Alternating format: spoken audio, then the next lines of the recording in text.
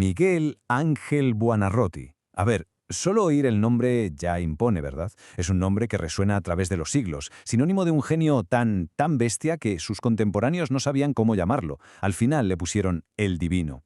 Casi nada. Pero, ¿qué se esconde realmente detrás de la mano que esculpió el David o que pintó la creación de Adán? Hoy vamos a intentar meternos en el alma de este auténtico titán del Renacimiento. Porque ¿quién era en realidad? ¿Era un artista tocado por una varita mágica, por la mano de Dios, como se decía en su época? ¿O era más bien un genio, sí, pero un genio atormentado? Un hombre en una lucha constante con sus jefes, con sus rivales y sobre todo, y esto es lo importante, consigo mismo. Esa es la gran pregunta, la dualidad que vamos a explorar. Y aquí está la clave de todo. Imaginemos que en el alma de Miguel Ángel había dos fuerzas peleando sin parar.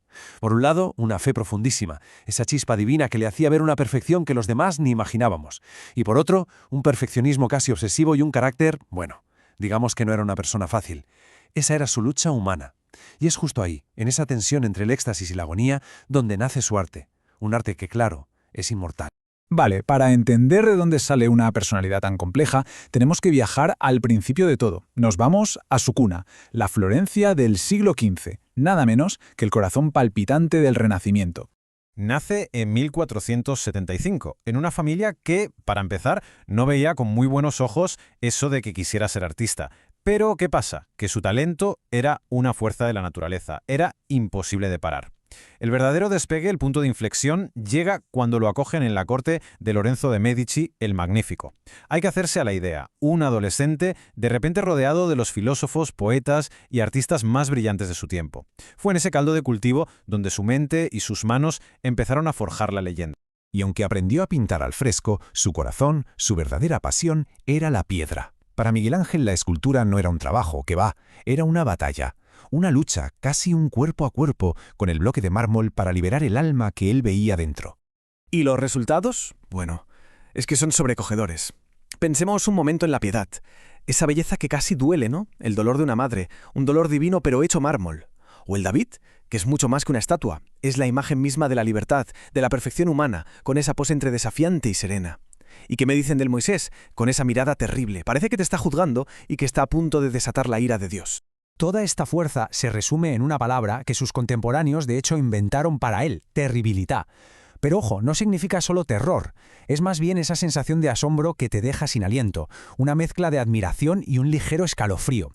Es la energía contenida, la pasión a punto de estallar que sale de sus figuras. Y esa terribilità, claro, no era solo una técnica, era el puro reflejo de su propio espíritu indomable.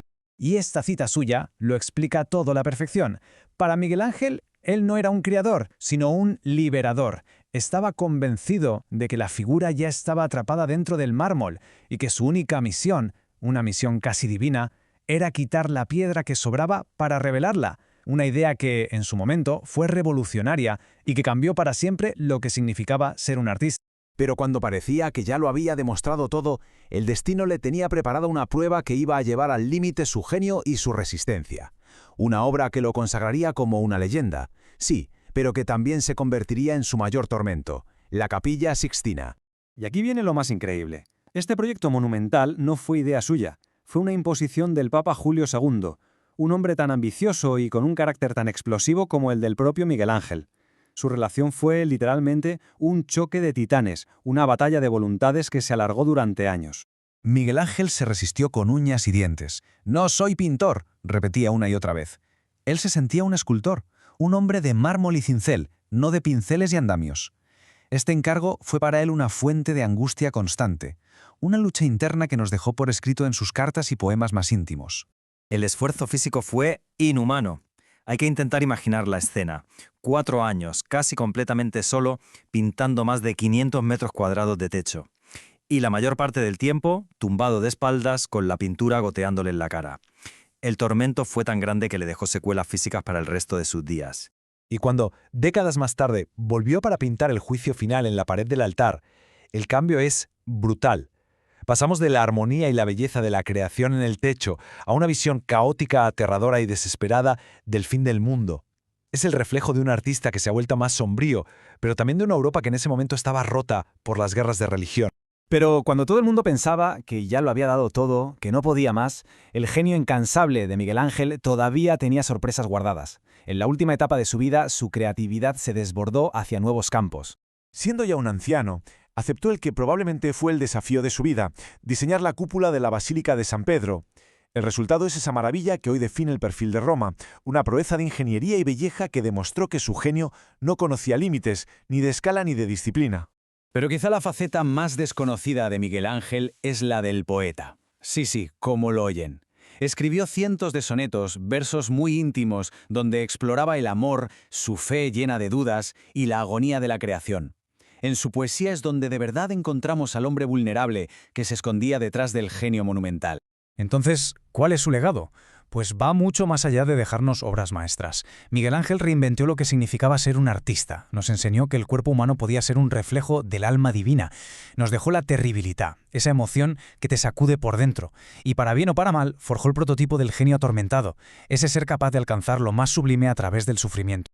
Y esto nos deja con una última reflexión. Si la creación de una belleza tan sublime requiere un conflicto interno tan grande, ¿fue su tormento personal el sacrificio necesario para alcanzar esa divinidad artística? Es una pregunta que, siglos después, sigue resonando.